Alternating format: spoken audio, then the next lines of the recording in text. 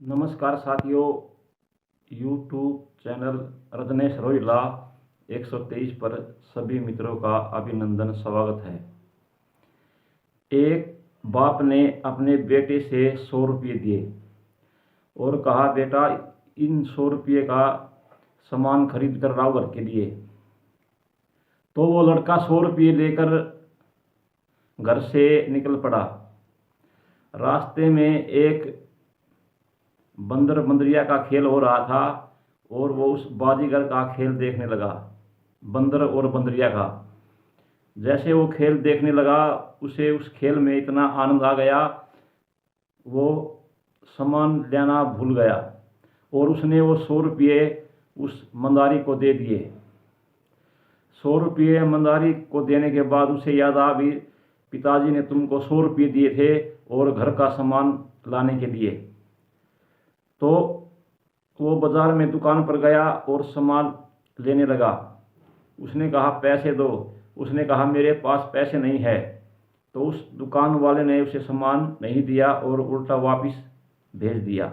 जब वह अपने घर चल कर आया तो उसके पिताजी ने पूछा, बेटा सामान घर के लिए लाए हो, कहाँ है सामान?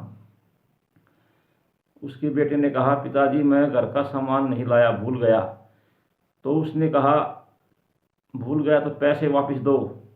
उसने कहा, मेरे पास पैसे नहीं है और मैं उस बंदर बंदरिया का तमाशा देख रहा था और मैं पैसे उस बाजीगर को दे आया हूँ। तो यह सुनकर उसके पिताजी बड़े क्रोधित हुए। तो साथियों, वो उसका बाप कौन था और वो 100 रुपये क्या थे और वो बंदर बंदरिया का खेल क्या था? उसका बाप था भगवान और वो 100 रुपये थे हमारी उम्र। यानी कि आज के टाइम में, इस कलयुग में मनुष्य की 100 आयु यानी कि 100 उम्र होती है।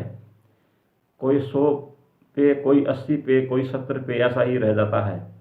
ये उम्र है क्योंकि भगवान ने हमें 100 साल की उम्र ली थी, हमें अच्छा काम करने के लिए।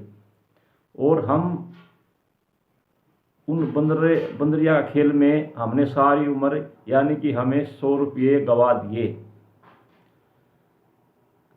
भगवान हमें 100 उम्र देता है अच्छे काम के लिए और हम यह उम्र गवा देते हैं बंदरिया का खेल देखने में, तमाशे में, लेकिन हम कोई नेक काम नहीं कर पाते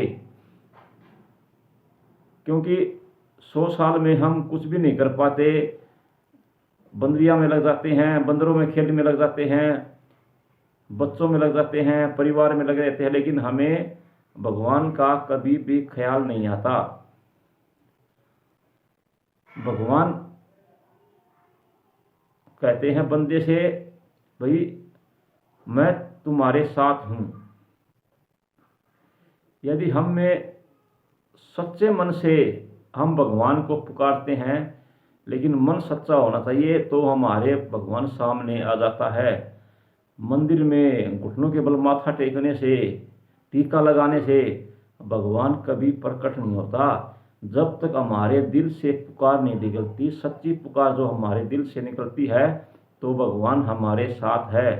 वरना तुम कितने भी टीके लगा लो, कितने भी मुद्दे पढ़ो, कितने कोई पेट के बल चलता है, लेकिन उससे भगवान कभी नहीं प्रकट होता। अगर भगवान प्रकट होता है तो सच्चे मन से, पवित्र मन से हम उसे याद करेंगे तो भगवान हमारे सामने होता है। तो साथियों, हम बंदर बंदरिया के खेल में लग गए, लेकिन हमने कभी सच्चा काम नहीं किया। हमारी उम्र, सारी उम्र ऐसे ही बंदरियों खेल में गुजर जाती है और हम नेक काम नहीं कर पाते। तो साथियों, नेक काम से ही हमें, जय हिंद, जय भारत माता की जय। आया भाई आया।